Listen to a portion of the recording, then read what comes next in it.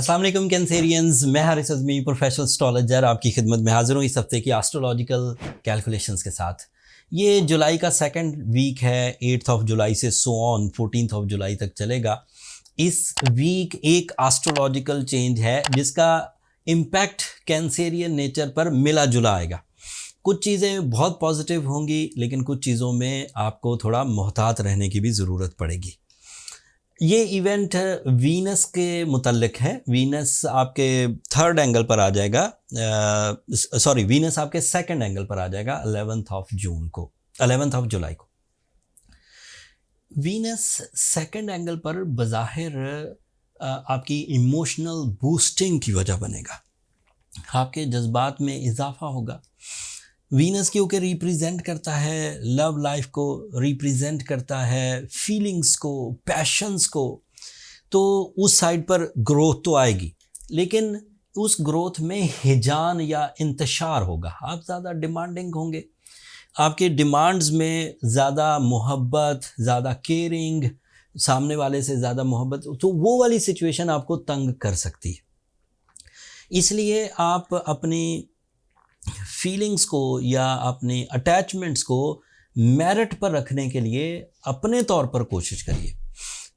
अगर emotional side बहुत बूमी and ब्लास्टी हो, बहुत ताकतवर हो और हो पॉजिटिव, तो फिर आपकी वजह से दूसरों को फ़ायदा होता है। आप ज़्यादा मोहब्बत का इजहार करते हैं, ज़्यादा सेक्रीफाइसिंग होते हैं, ज़्यादा हिस्से मिजाह पैदा होती है, ज़्यादा दिलचस्पियाँ पैदा होती हैं।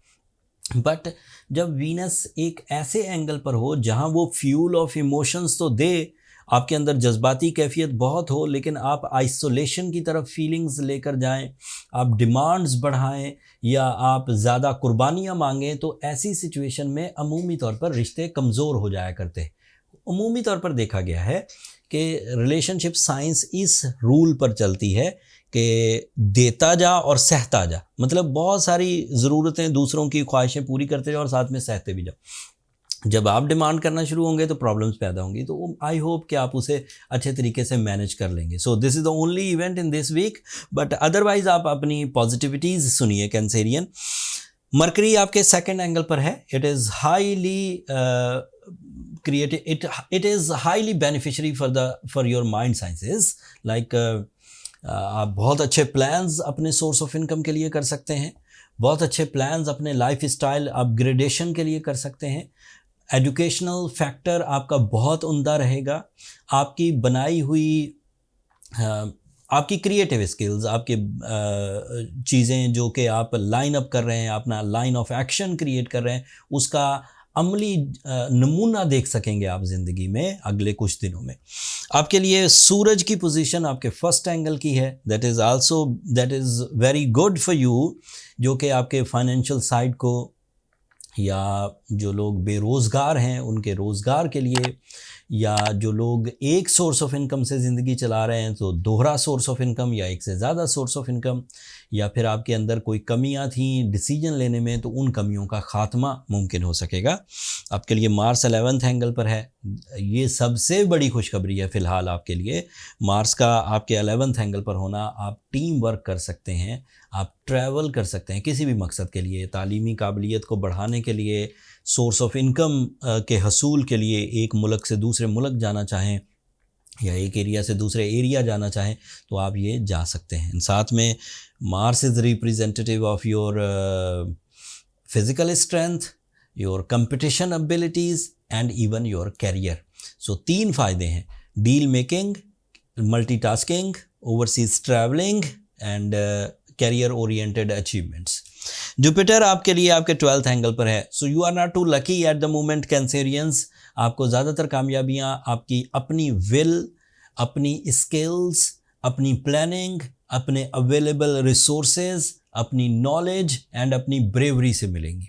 सो किस्मतन आप अपने आप को इतना लकी ना समझें, वो थोड़ी कमज़ोर है लेकिन अदरवाइज चीज़ें अच्छी जा रही। आपके लिए सैटर्न 9th एंगल पर रेट्रोग्रेड हो चुका है। This is another bad news. आपको जिन चीज़ों के बारे में भी दिमाग में एक राय उभरे, जिसे हम जजमेंटल एबिलिटी कहते हैं, इंट्यूशंस, उसमें आप क्रॉस चेक ज़रूर करें। ऐसी चीज़ें ना करें कि चीज़ों को बीच में ही रहते हुए छोड़ दें। मतलब एक दफ़ा चेक किया एंड डिसीजन ले लिया। दूसरी दफ़ा चेक नहीं किया तो आपको बाद में रिग्रेट्स आ सकते हैं। अगर बहुत उम्दा डिसीजन है, एक्सपीरियंस बेस्ड है, आपके टिप्स पर है, आप बहुत आराम से डिसीजन ले सकते हैं तो ले लीजिए, लेकिन अदरवाइज़ जज्बाती हालत में डिसीजन लेना इन दिनों मना है, और ये है भी लंबा टाइम। सैटर्न 5 महीने के लिए रेट्रोग्रेड रहेगा, so be careful in next 5 months. जो कैंसेरियंस अपनी नेचुरल एबिलिटी से ही अपने इस हफ्ते की अचीवमेंट्स को सस्टेन करें, उन्हें किसी ट्रीटमेंट की ज़रूरत नहीं। लेकिन ऐसे कैंसेरियंस जो अपनी नेचुरल एबिलिटीज़ में कुछ ज़ोफ़ देखें, कुछ वीकनेसेस देखें, उन कैंसेरियन को बहरहाल ये ज़रूरत पड़ेगी कि वो सूरह शम्स पढ़ें, वो रूबी स्टोन पहने। ये एक साइंटिफिक एंड स्पिरिचुअल रेमेडी है जिसका कम्बिनेशन आपको प्रॉब्लम से, रेजिस्टेंसेस या ट्रबल से बाहर निकाल देगा। अगले हफ्ते सूरज की एक नई पोजीशन पैदा होगी कैंसेरियंस। सूरज आपके फर्स्ट एंगल से निकलकर सेकंड एंगल पर अपीयर होगा, वो पॉजिटिव है, लेकिन उसकी पॉजिटिविटी आपके किन किन सेक्टर को मुज़य्यन करेगी वो तफसील अगले हफ्ते बयान करूँगा। तब तक के लिए मुझे और मेरी टीम को इजाज़त दीजिए। अपनी दुआओं में हमें ज़रूर याद रखिएगा, एंड चैनल को सब्सक्राइब करना मत भूलिएगा कैंसेरियंस। आप लोगों की सब्सक्रिप्शन हमारी हौसला अफजाई की वजह बनती है। अगले हफ्ते तक के लिए अल्लाह ने के पास।